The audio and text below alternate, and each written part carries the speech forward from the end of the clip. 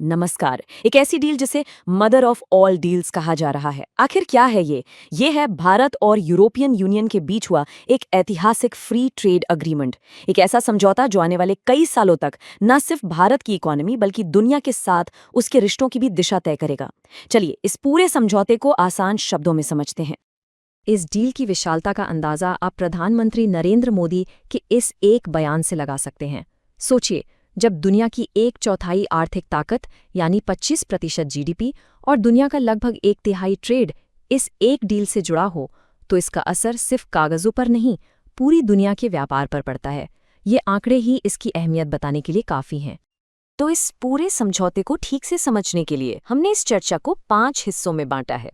चलिए एक एक करके सभी पहलुओं को देखते हैं। तो सबसे पहले सेक्शन 1, आखिर इस डील को इतना बड़ा नाम मदर ऑफ ऑल डील्स क्यों दिया जा रहा है? इसकी बुनियाद क्या है? सीधे शब्दों में कहें तो ये भारत और यूरोपियन यूनियन के बीच एक फ्री ट्रेड अग्रीमेंट यानी कि एफटीए है। अब इसका मकसद सिर्फ व्यापार बढ़ाना नहीं है, बल्कि आज जो दुनिया भर में जियोपॉलिटिकल माहौल बन रहा है, उसमें अपने रिश्तों को आर्थिक भी और राजनीतिक भी और मजबूत करना है। आप इसे दुनिया की दूसरी और चौथी सबसे बड़ी इकॉनमी का एक साथ आना भी कह सकते हैं। लेकिन ये कोई एक दिन में नहीं हुई है। इसके पीछे लगभग 20 साल यानी 2 दशकों की लंबी बातचीत है। कई बार कोशिशें हुई पर कुछ मुद्दों पर बात आगे नहीं बढ़ पाई। लेकिन अब दुनिया भर में जो जियोपॉलिटिकल टेंशन्स बढ़ रहे हैं, उन्होंने दोनों ही तरफ यानी भारत और ईयू दोनों को ये महसूस कराया कि अब इस डील को फाइनल करना जरूरी है। और फिर 16th इंडिया ईयू समिट में इस पर आखिरी मोहर लग गई। चलिए अब आते हैं सेक्शन 2 पर। सवाल ये है कि आखिर ये समझौता इतना ज़रूरी है क्यों? इसकी अहमियत क्या है? आप इस डील के साइज को बस इस एक फिगर से समझ सकते हैं।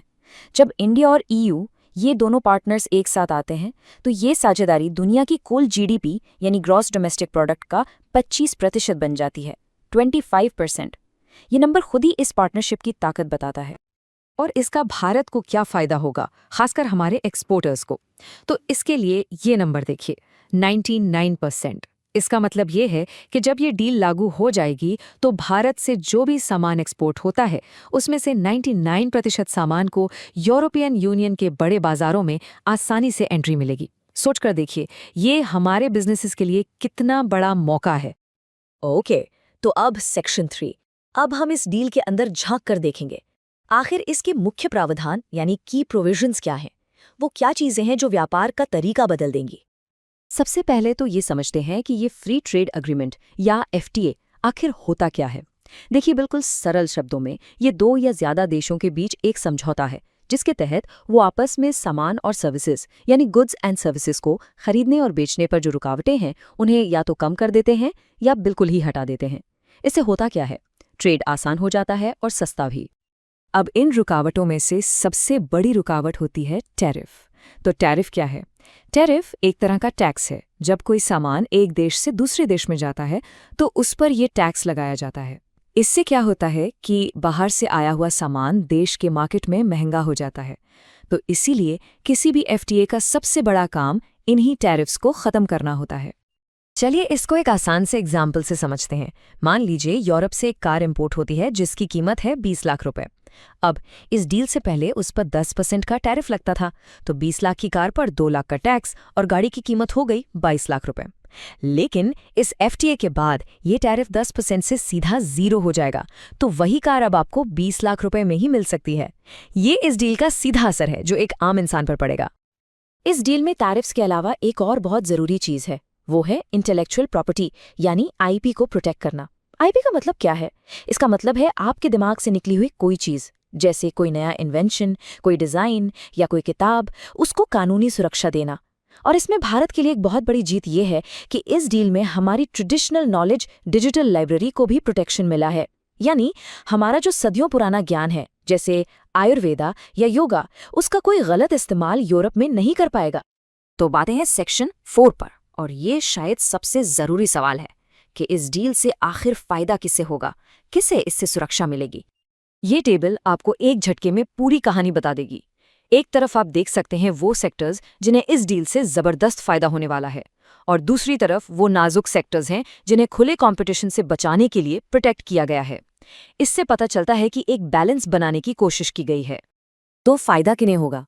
सबसे ज्यादा लाभ उन सेक्टर्स को मिलेगा जो भारत की इकोनॉमी की जान है, जैसे टेक्सटाइल्स और कपड़े, लेदर और फुटवेयर, जेम्स और ज्वेलरी, आईटी सर्विसेज, समुद्री उत्पाद यानी मरीन प्रोडक्ट्स और इंजीनियरिंग गुड्स।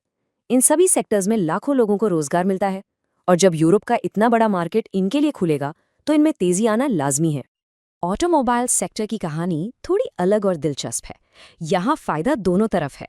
देखिए, भारत में जो कार खरीदना चाहते हैं उनके लिए यूरोपियन गाड़ियों के और ज्यादा ऑप्शंस होंगे, और शायद सस्ते भी। और साथ ही जो कार कंपनीज भारत में गाड़ियां बनाती हैं उनके लिए यूरोप में अपनी गाड़ियां एक्सपोर्ट करने का रास्ता भी आसान हो जाएगा। लेकिन ये डील सिर्फ चीजों के आने जाने की नहीं है, ये लोगों के बारे में भी है। तो क्या आपके लिए या हमारे स्किल्ड लोगों के लिए यूरोप में पढ़ाई करना या काम करना आसान होगा? तो इसका जवाब है हाँ, बिल्कुल। इस डील में ऐसे प्रोविजंस हैं जिससे हमारे स्किल्ड प्रोफेशनल्स, रिसर्चर्स और बिजनेस के लिए ट्रैवल करने वालों को आसानी होगी।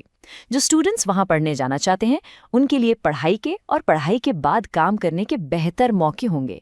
और इतना ही नहीं, जो लोग भारत की ट्रेडिशनल मेडिसिन जैसे आयुर्वेदा प्रैक्टिस करते हैं उनके लिए भी यूरोप के कुछ देशों में काम करने के दरवाजे खुलेंगे। चलिए, अब हम इस चर्चा के आखिरी हिस्से सेक्शन 5 पर चलते हैं, भविष्य की राह, यानी आगे क्या होगा। तो उम्मीद ये की जा रही है कि ये पूरा एग्रीमेंट अगले 1 साल के अंदर अंदर लागू हो जाएगा। और इसका असर क्या होगा? एक अनुमान के मुताबिक साल 2032 तक यूरोपियन यूनियन से भारत आने वाला एक्सपोर्ट डबल हो जाएगा। इससे साफ है कि ये एक विन विन सिचुएशन है और एक लंबी पार्टनरशिप की शुरुआत है। एक और खास बात यह है कि ये डील सिर्फ आज के व्यापार की बात नहीं करती है, ये भविष्य की तरफ भी देखती है। इसमें क्लाइमेट चेंज से जुड़े जो ईयू के नए कार्बन रूल्स हैं उन पर सहयोग करने की भी बात है। इससे क्या होगा? हमारे एक्सपोर्टर्स को आने वाले समय के लिए तैयार होने में मदद मिलेगी। ये एक बहुत ही फॉरवर्ड लुकिंग स्टेप है। तो आखिर में वही सबसे बड़ा सवाल, क्या ये डील भारत को एक आर्थिक महाशक्ति, एक इकोनॉमिक सुपर पावर बना देगी? देखिए, इसमें कोई शक नहीं कि ये एक बहुत बड़ा, एक ऐतिहासिक मौका है। लेकिन इसका अंजाम क्या होगा, ये इस बात पर डिपेंड करेगा कि भारत इस मौके का इस्तेमाल कितनी समझदारी और तेजी से करता है। इस सवाल का जवाब तो आने वाला वक्त ही देगा। आज के इस विश्लेषण में इतना ही। नमस्कार। Investments in the securities market are subject to market risk. Read all the related documents carefully before investing.